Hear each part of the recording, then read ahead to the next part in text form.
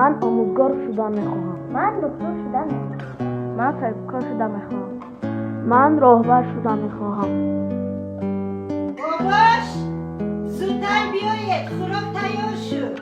حاضر انا قریب تموم کردم.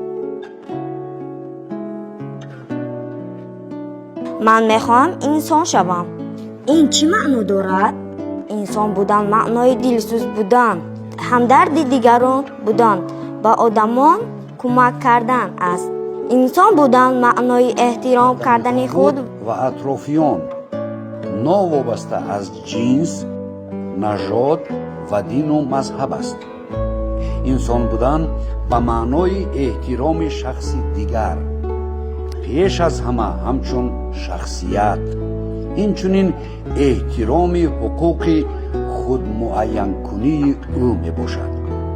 انسان بودن به معنای از روی وجدان و عدالت زندگی کردن است. از این لحاظ مهم انسان بودن است. من میخواهم انسان باشم.